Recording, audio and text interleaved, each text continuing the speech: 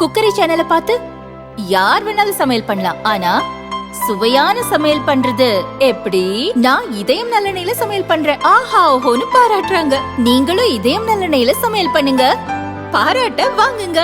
தினம் தோறும் வாங்குவே இதயம் SPR India launching Sky Tower 1.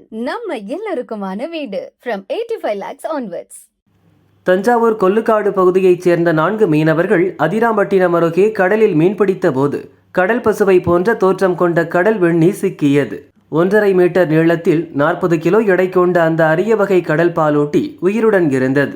மீனவர்களால் இது வெண்ணிக்குட்டி எனவும் செல்லமாக அழைக்கப்படுகிறது.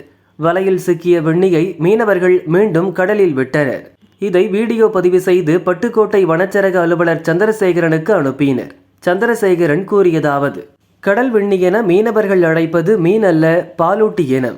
கடல் பசுவை போல தோற்றமுடைய இவை இந்திய பெருங்கடல், பசிபிக், இந்தோனேஷியாவின் வடக்கே தைவான் ஜலசந்தி வரையிலும் காணப்படும்.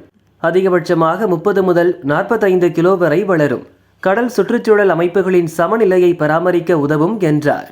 2009 தஞ்சையில் இறந்த நிலையில் இதுபோன்ற கடல் வெண்ணிகள் கரை ஒதுங்கியது. 15 ஆண்டுகளுக்கு பின் முதன்முறையாக உயிருடன் பிடிபட்ட வெண்ணியை கடலுக்குள் விட்ட மீனவர்களை வனத்துறையினர் பாராட்டினர். அதெல்லாம் மயக்கத்தில் கிடக்கு.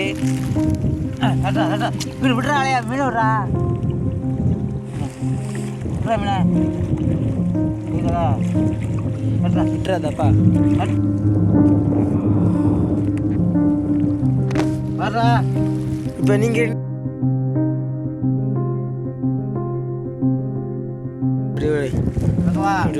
மெதுவாக இருக்கு.